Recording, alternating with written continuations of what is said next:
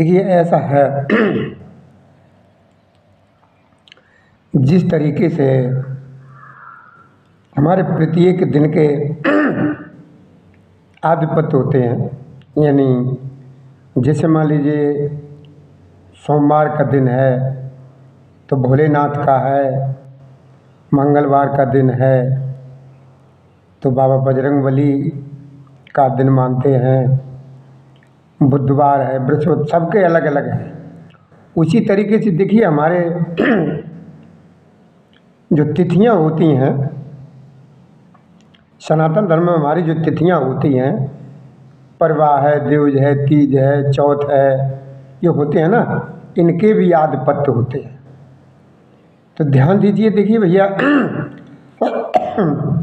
अगर आप लोग अगर लिखना चाहते हैं तो लिख भी लें, ये बहुत ज़रूरी होता है ये ध्यान में रखना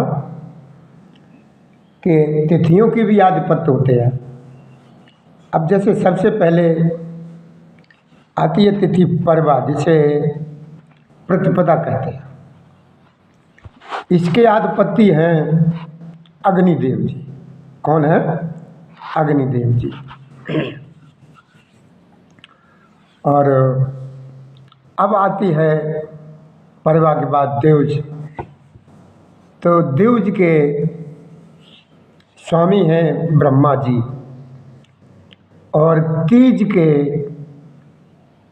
मेरी माँ पार्वती जी हैं।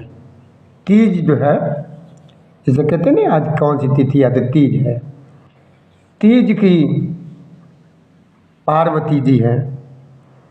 और चौथी तिथि के हमारे गणेश जी हैं। पाँचवीं के जो पाँचवीं की बोलते हैं, आज 5 हैं, तो उसके अधिपति यानी स्वामी हैं सर्प यानी नागराज। और छठवीं तिथि के हैं हमारे कार्तिकी महाराज। कौन है? सनातन महाराज स्वामी है। और सातवें के हैं, सातवें के स्वामी हैं सप्तमी के मेरे सूर्यदेव महाराज। और आठवीं, जैसे बोले कौन सी तिथि आज 8 है, तो 8वें के स्वामी हैं शिव। कौन है? शिव है। और 9वीं तिथि के हैं मेरी माता रानी यानी दुर्गा जी। और 10वीं तिथि के हैं स्वामी मेरा यमराज जी। कौन है? यमराज जी। 10वीं तिथि के 10वीं तिथि के यमराज जी हैं। और जैसे 11वीं होती, जैसे एकादशी बोलते हैं, उस तिथि के स्वामी हैं विश्वदेव जी। कौन है? विश्वदेव जी। और जिसे 12वीं बोलते हैं, एकादशी के बाद फिर वो द्विज आती है जो 12वें का दिन होता है, उसके स्वामी हैं भगवान विष्णु जी। कौन है? भगवान विष्णु जी। और 13वें, जैसे 13 बोलते हैं, 13 बोलते हैं ना, तो 13 के स्वामी हैं श्री कामदेव जी। कौन है? श्री कामदेव जी 13 के। और फिर उसके बाद आती है 14, और फिर 14 के स्वामी फिर मेरे शिव जी। शिव 14 के स्वामी कौन है? शिव। और 14 के बाद आती क्या? पूर्णिमा आती है। और पूर्णिमा के स्वामी हैं जो चंद्रदेव।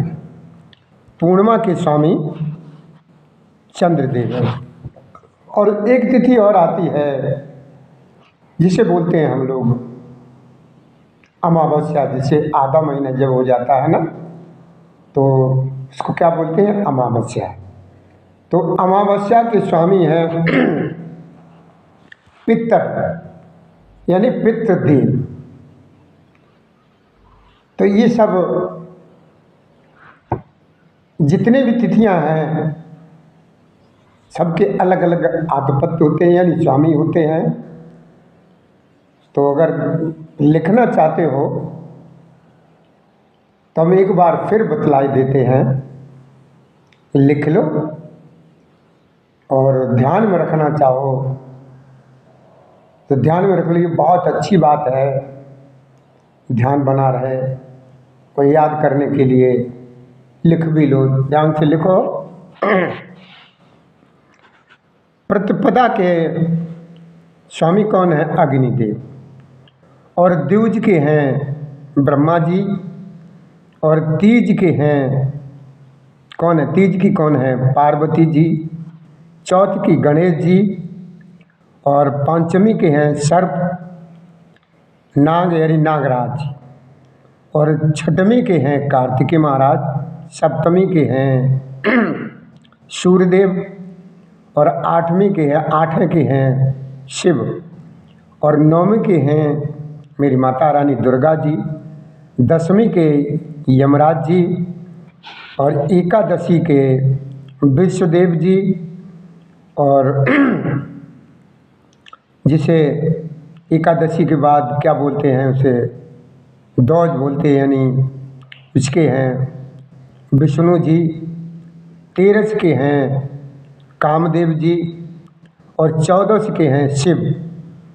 और पूर्णमासी के हैं चंद्रदेव। और अमावस्या के हैं पितर यानी पितृदेव। ये ध्यान में रखना। आगे कुछ पूछेंगे, ध्यान में रखें इस बात का कि हमें ये ध्यान रखना ही जरूर, और ये बड़े काम की चीज़ें होती है। इसी के साथ अब कथा को आगे बढ़ाएंगे। जय श्री राधे, जय श्री कृष्ण। श्री कृष्ण गोविंद हरे मुरारी, हे नाथ नारायण वासुदेवाय। ये आपने आज क्या सुना? सभी इन तिथियों के स्वामी कौन? तिथियों के स्वामी।